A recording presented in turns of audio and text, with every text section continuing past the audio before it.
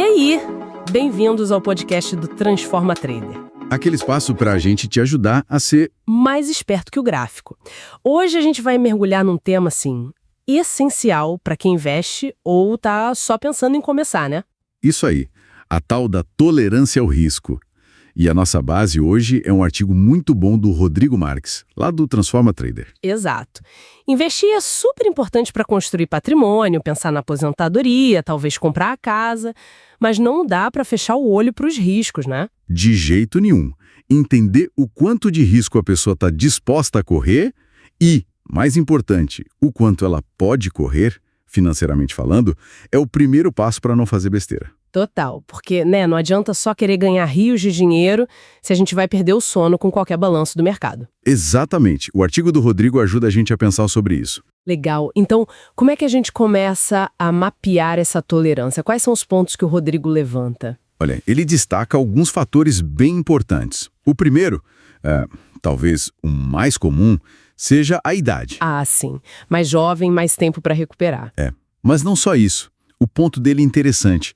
Não é só o tempo matemático, mas como a gente sente esse tempo, sabe? Isso afeta a disposição psicológica para o risco. Entendi, a percepção do tempo. Faz sentido. E os objetivos financeiros, como eles entram na história, segundo o Rodrigo? Então, aqui a conexão é direta. Prazo do objetivo versus risco.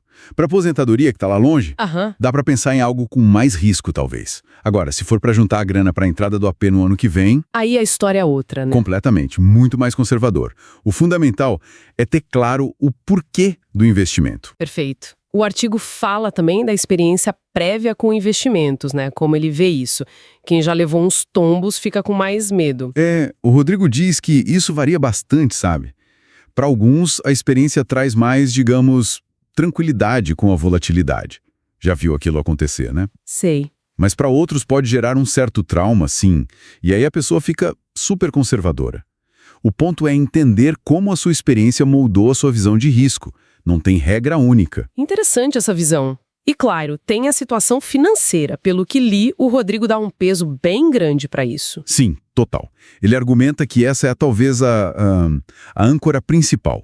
A sua capacidade real, financeira mesmo, de aguentar uma perda. O tamanho do colchão, né? Exato.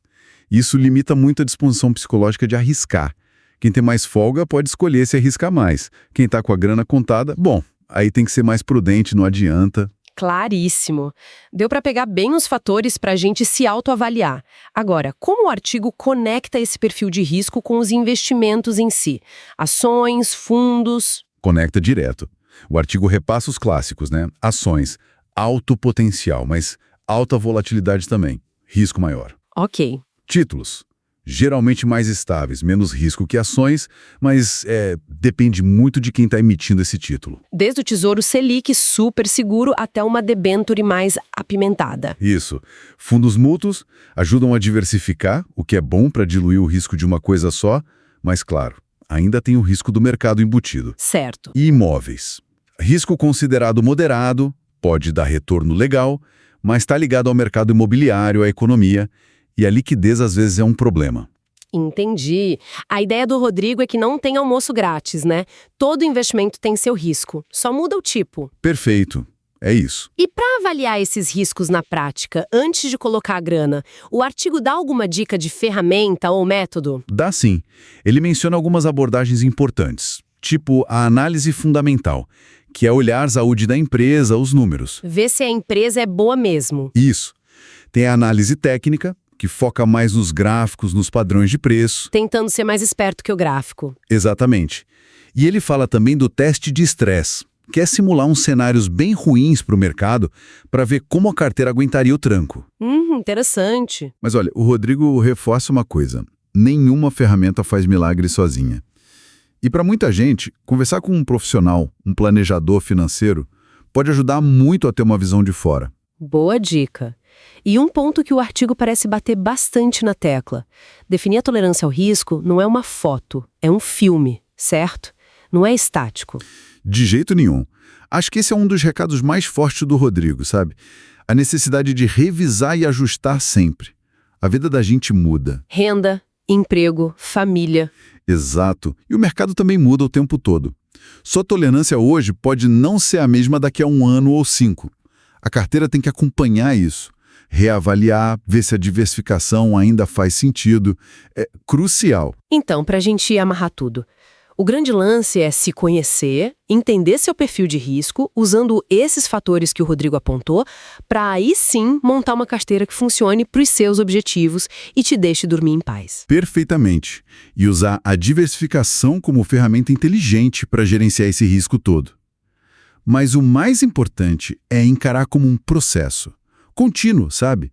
De aprendizado e ajuste. No fim das contas, é sobre tomar decisões melhores, mais conscientes, para chegar onde a gente quer financeiramente, sem sustos no caminho. É isso aí. E para fechar, fica uma provocação inspirada no artigo do Rodrigo para todo mundo pensar. Se o mundo virasse de cabeça para baixo amanhã, uma crise feia ou uma mudança radical na sua vida pessoal, seus investimentos atuais, do jeito que estão hoje, ainda estariam confortáveis para você? Dentro da sua real tolerância ao risco? Ótima pergunta para levar para casa. Valeu demais por destrinchar o artigo pra gente. Valeu. Até a próxima.